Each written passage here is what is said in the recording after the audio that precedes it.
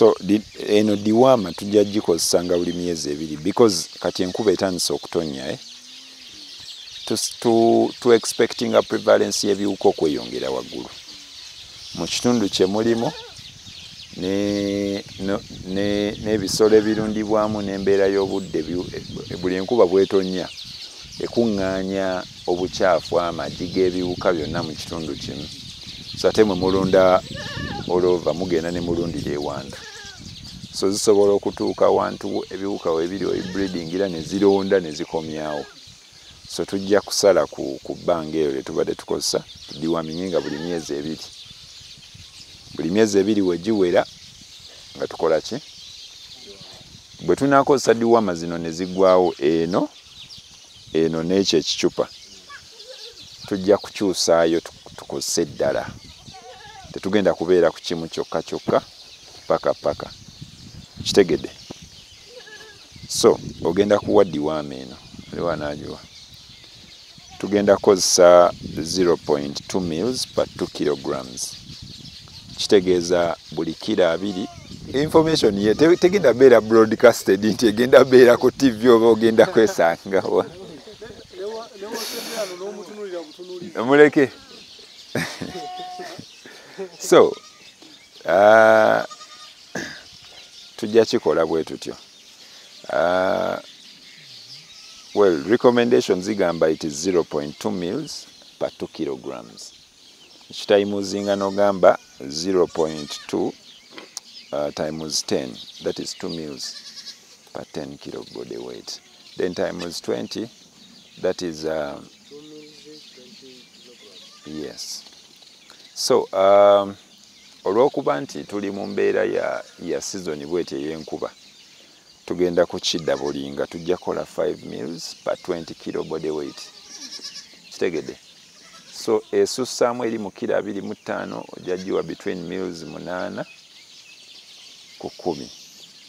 25 okweyongerayo eri mu kilo 2 kati ngaako bwe katyo tujja kawa mils 5 ku 6 kale oyinza okukola 7 because erimu litera okusigala wano ku mmwa okitegedde ngenda kukuba lino ery'empiso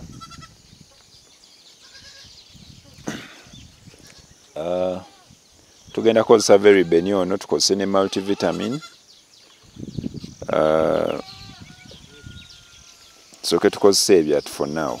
tuleme kuziwanya bintu bingi ebigenda okuzikola ki okuzinafuya kitegedde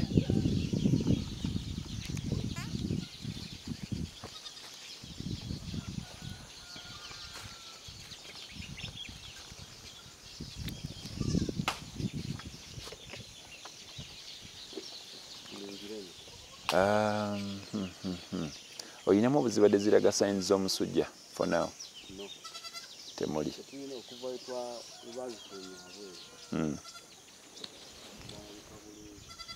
okay bagambe bampe intertrim gwolina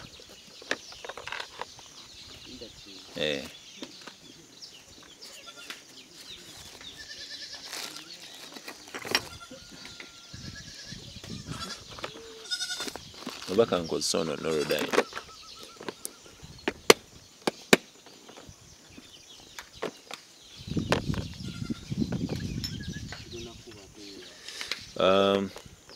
well zina coccidia parasites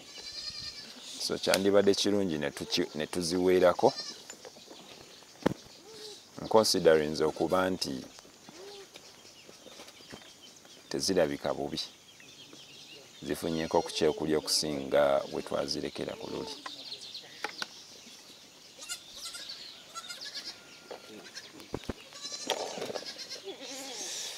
genda eri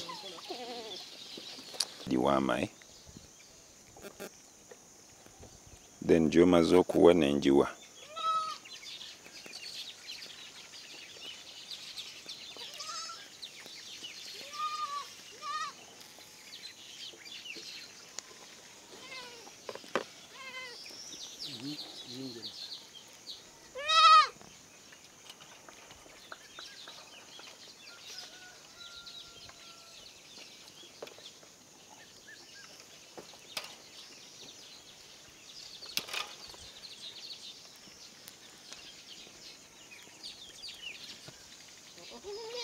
gwegenda eri oba okozesa akayisa akatono